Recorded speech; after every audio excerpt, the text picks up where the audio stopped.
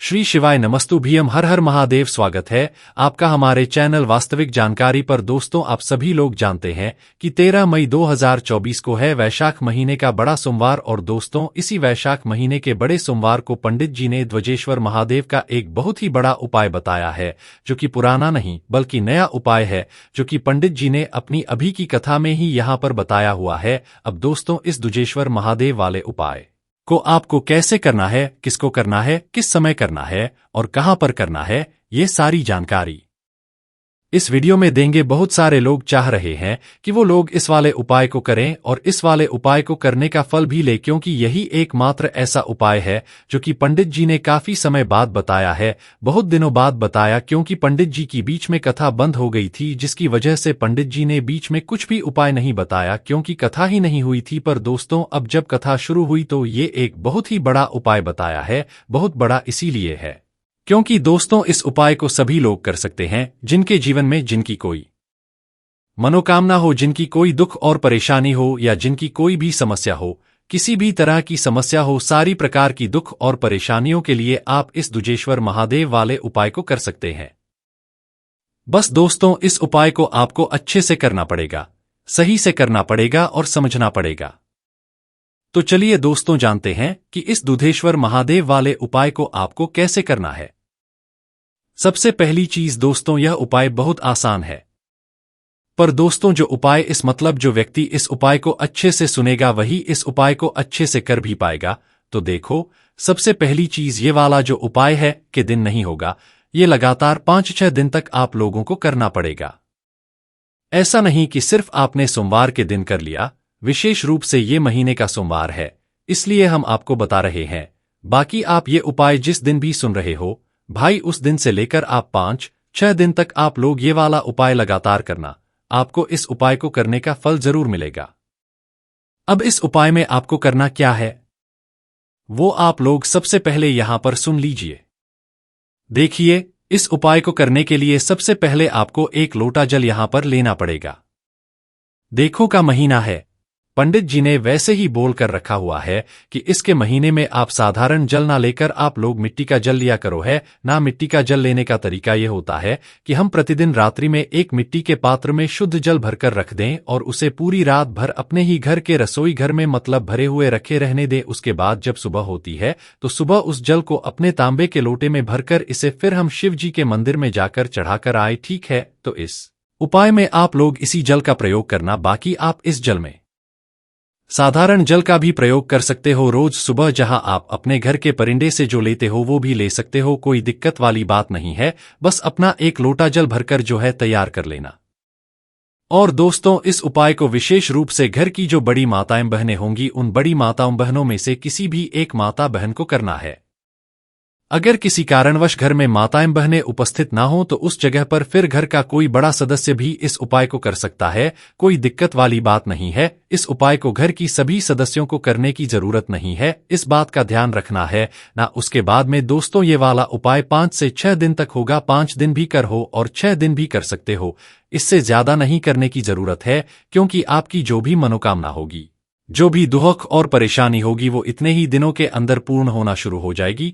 ये दुख और समस्या है तो वो दूर होना शुरू हो जाएगी। और दोस्तों, यह वाला जो उपाय है ये सुबह के समय होगा, क्योंकि इस उपाय में हमें भगवान शिव जी के शिवलिंग पर जल चढ़ाना है, इसीलिए आप लोगों को इस बात का ध्यान रखना है। और दोस्तों, ध्वजेश्वर महादेव जी का नाम भी आपने पहली बार सुना होगा, तो इसी से आप लोग पता लगा सकते हैं कि ये उपाय बिल्कुल नया है।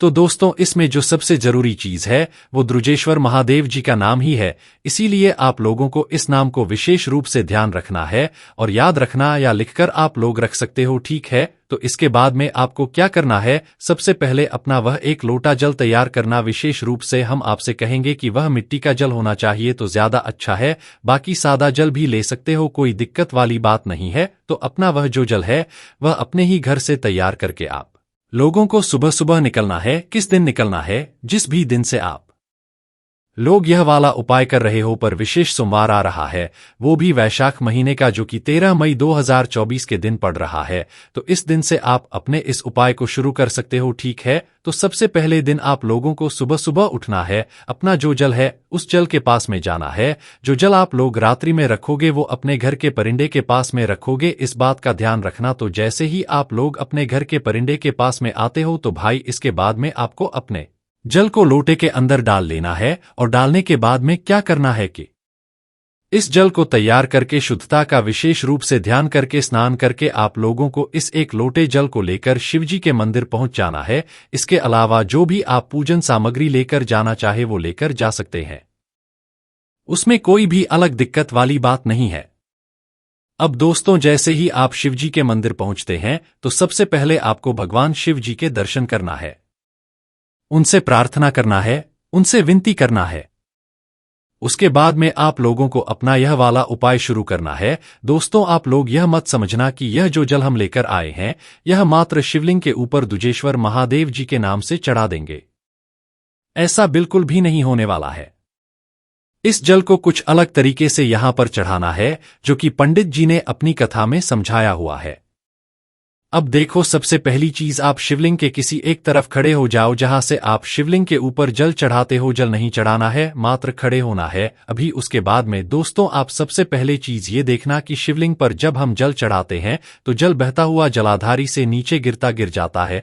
तो आपको ये वाला जो जल है ये शिवलिंग के ऊपर नहीं चढ़ाना है अभी। पहले चढ़ाना शुरू कहां से करना है? जल बहता है और जलाधारी से बिल्कुल नीचे गिरता है, वो जो स्थान जहां से जल बिल्कुल नीचे गिरता है जलाधारी के ऊपर, तो उस जगह से आप लोगों को ये वाला जल चढ़ाना शुरू करना है। समझ गए आप लोग? जहां से जल बिल्कुल जलाधारी से नीचे गिरता है तो उस जगह से आप लोगों को अपना वह एक लोटे में से एक धारा बनाकर, धारा तोड़ना नहीं है, धारा बनाकर जो है जल चढ़ाना शुरू करना है।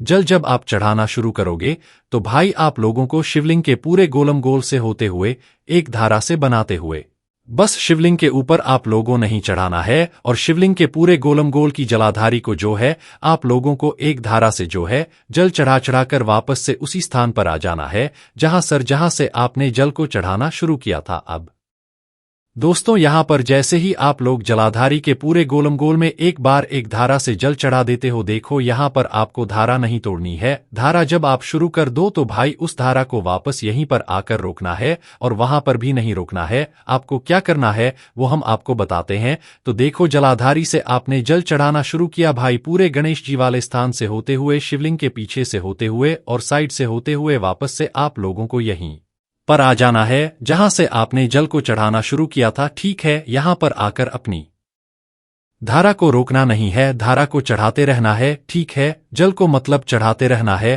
थोड़ा थोड़ा। उसके बाद में दोस्तों, आप जिस तरफ खड़े हुए हैं अपनी वह जल की धारा को धीरे धीरे करके उस तरफ लेकर आ जाइए, मतलब उस जगह पर जलाधारी के ऊपर लेकर आ जाइए, ठीक है। आप जिस तरफ से भी जल चढ़ा रहे हैं उस तरफ आप इस धारा को लेकर आ जाइए। उसके बाद में इस जल धारा को आपको सीधा शिवजी की शिवलिंग के ऊपर चढ़ाना शुरू कर देना है। कब करना है? जब आप लोग एक बार पूरा जलाधारी का चक्कर लगाकर वापस जहां से आपने जल चढ़ाना शुरू किया था वहां पर आ जाओ। उसके बाद में जिस जगह पर आप जल चढ़ा रहे हो, जिस साइड से जल चढ़ा रहे हो उस साइड पर एक धारा अपनी लेकर आ जाते हो। फिर उस जगह से फिर आपको शिवजी की शिवलिंग के ऊपर जो है जल चढ़ाना शुरू कर देना है, और ये जल धीरे धीरे करके आपको पूरा शिवजी की शिवलिंग के ऊपर चढ़ा देना है। जैसे ही आप लोगों का ये जो जल है ये चढ़ जाता है, अब यहां पर सबसे बात यह है कि आपने नाम तो यहां पर लिया ही नहीं। इस जल को चढ़ाते समय आपको दुजेश्वर महादेव जी का नाम लेते ही रहना है, रुकना नहीं है। जब तक आपका ये उपाय पूरा ना हो जाए दुजेश्वर महादेव जी का नाम आपको मन ही मन लेते रहना है या मुख से बोलते रहना है। आप विश्वास मानना, इस उपाय को करने के बाद आप भगवान से अपनी जो मनोकामना बोलोगे, जिस कामना के लिए आप लोग अपना ये वाला उपाय कर रहे हो वही वह आपकी कामना बहुत ही जल्द पूर्ण होगी, ठीक है। पर दोस्तों, जब आपका ये जो जल है ये चढ़ जाए उसके बाद ही आप मनोकामना बोलनी है, और जल को चढ़ाते समय, अपनी धारा को चढ़ाते समय शिवजी की शिवलिंग के ऊपर और जलाधारी के ऊपर ध्वजेश्वर महादेव जी का नाम आपको लेना जरूर है। अगर आप नाम नहीं लोगे तो फिर उपाय काम नहीं करेगा, वरना जल तो आप वैसे भी चढ़ाते हो पर ध्वजेश्वर महादेव जी का नाम यहां पर बहुत ही अलग है और इस उपाय का विशेष यहाँ पर वही फल देगा, ठीक है। तो इसीलिए आप लोगों को भगवान का नाम लेना है और फिर उसके बाद शिवजी के शिवलिंग के ऊपर जल चढ़ा देना है और चढ़ाने के बाद अगर आप भगवान से कोई मनोकामना बोलना चाहते हैं, अपनी कोई दुख और बोलना चाहते हैं तो वह बोल दीजिए, और अगर नहीं बोलना चाहते हैं, मात्र भगवान शिव जी को प्रसन्न करने के लिए आप लोग यह जल वाला उपाय कर रहे हो, तेजेश्वर महादेव जी वाला उपाय कर रहे हो, तो मात्र भगवान के सामने 2 मिनट बैठकर दुजेश्वर महादेव जी का नाम के आप लोग जाप जरूर कर लेना। आप विश्वास मानो, आपकी जो भी मनोकामना होगी, आप भगवान से नहीं भी बोलोगे तो भी आपकी जो भी दुख और परेशानी होगी, मनोकामना होगी, वो अपने आप ही दूर होना शुरू हो जाएगी और आपके जीवन में खुशियां आना शुरू हो जाएंगी। और अगर आप लोग इस वाले उपाय को अपने घर सुख और शांति के लिए कर रहे हो तो भाई आप लोगों के घर में सुख और शांति आना भी शुरू हो जाएगी। अब दोस्तों यहाँ पर आप लोग एक बात सुनिए कि यह जो उपाय है ये हम वापस आपको बता रहे हैं कि ये एक बार नहीं होगा बल्कि 5 से 6 दिन तक होगा। 5 से 6 दिन तक सुबह के समय ही आप लोगों को ये वाला उपाय करना है और सुबह के 10, 11, 12 बजे तक भी अगर आप उपाय करोगे तो भी आपको उपाय का फल मिलेगा, पर इससे ज्यादा देरी मत करना, ठीक है। बस दोस्तों यहाँ पर ये वाला उपाय पूरा हो जाता है और इस उपाय को करने का जो फल है आपको बहुत ही जल्द मिल जाएगा, क्योंकि आप इस उपाय को वैशाख के महीने में कर रहे हो। बाकी पंडित जी ने ऐसा कुछ भी नहीं बोला है कि आपको इस उपाय को इसी दिन करना है, इसी महीने में करना है। आप इस उपाय को जब आपका मन करे जब कर सकते हो। बस 5 से 6 दिन तक आप लोगों को इस उपाय को करना है। तो दोस्तों यहाँ पर ये दुजेश्वर महादेव जी वाला उपाय पूरा हो जाता है। बाकी दोस्तों इस उपाय को करने में अगर आपको कोई भी दिक्कत समस्या आती है तो कमेंट करके पूछ सकते हैं। श्री शिवाय नमस्तुभ्यम, हर हर महादेव।